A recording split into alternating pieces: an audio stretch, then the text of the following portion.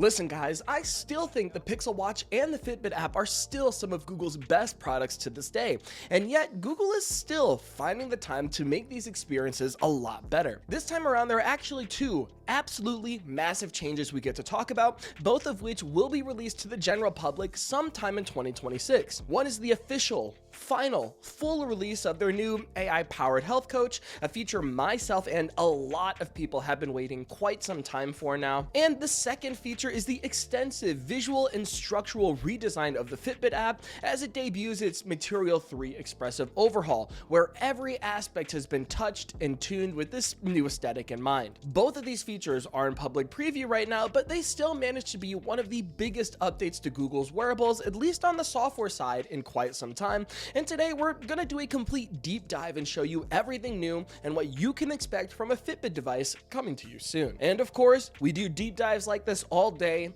every day. So if you want to be up to date on the latest Google news and features, please subscribe to the 9 to 5 Google YouTube channel because we have a lot more content coming your way. The first feature I wanted to lead with is with the Fitbit redesign, as it's been a pretty big change that I didn't even know I needed. The previous design that we had for quite a while was perfectly fine, but this new update adds the fun, fluid, bubbly feeling of Material 3 Expressive, and I am 100% here for it. For starters, the overall app structure is a bit different now, as we have 4 main tabs that contain all your data. First, we have the Today tab, which is like your main dashboard, where you can see a general overview of some of your health insights and a summary of some of your most important moments of your day.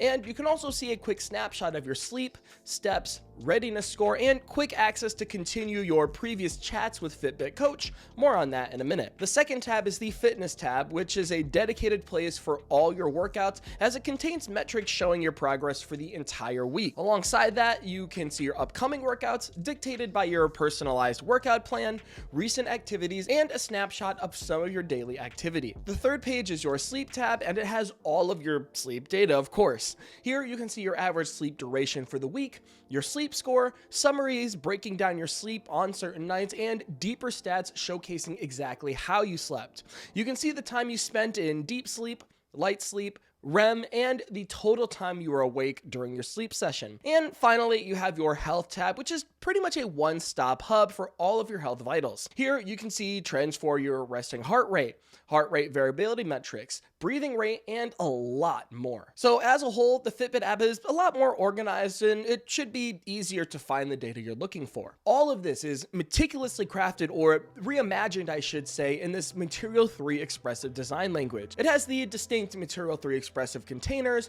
floating toolbars, and shape morphing principles that make it feel, as they would say, a lot more expressive. And there are a ton of Material 3 Expressive animations sprinkled in that help every interaction make it feel like it has more weight and momentum. When you load the app for the first time, your metrics at the top will do a little animation as they spring into place. Progress bars smoothly slide in where they're supposed to be. Changing the timeline smoothly transitions the new dates into view. Graphs show this fun little connect the dot animation when you click in to view them. Swiping down to refresh the data shows the new Material 3 Expressive shape morphing into new shapes, and a lot more. Not to mention there are bursts of color everywhere, which help to add this layered depth effect. The Fitness tab has this teal theme for a more energetic vibe, while the Sleep tab uses a purple color, signaling more towards a calmer feeling, and various aspects of the topography all have an accent color of some kind that helps it pop. It actually makes it a lot easier to read through the data, especially with all this color coordination, and it makes the app really fun to interact with. Now, yes, there is a lot missing due to this redesign. I figured they started from the ground up in a lot of aspects, so a lot of features are still not here, like the social community hub,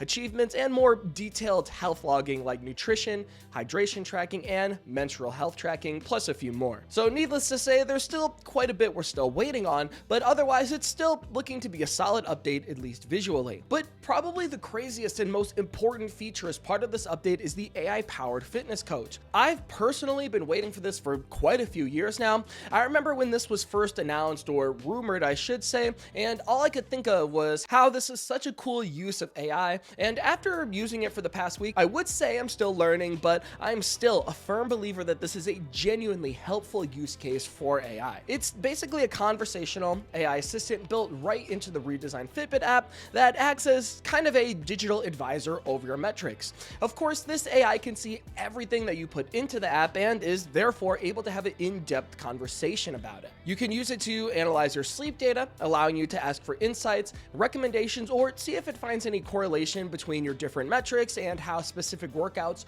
or activities the night before might affect your current sleep quality. Same goes for your general health data. You can ask about your vitals to see if there are any recognizable patterns in your health metrics. You can also ask the AI to create and adjust workout plans based on the specific goals you give it. So if you're building up for a specific event or a certain fitness goal, Gemini can give you a plan that will help you achieve that dream in the long term. Basically, the entire point of this AI-powered coach is to turn all your health data into personalized, ongoing conversations to better help you understand it. Over the past week or two, I've been really enjoying my interactions so far. I don't think I've gotten anything groundbreaking, don't get me wrong. Like, I can somewhat suspect a lot of these insights on my own in my own day-to-day, but it's really nice to have the AI to bounce ideas off of, or if they see a metric I typically don't see, we can mutually discuss that together, and it's a great way to quickly stay engaged on everything you need to know. Which for me, this works perfectly fine. I typically already use Gemini to ask general health questions, which I will still do, but the chatbot inside the Fitbit app is tuned differently and, as I said, has access to all of my stats. So yes, it is using Gemini, but it's validating the responses it gives me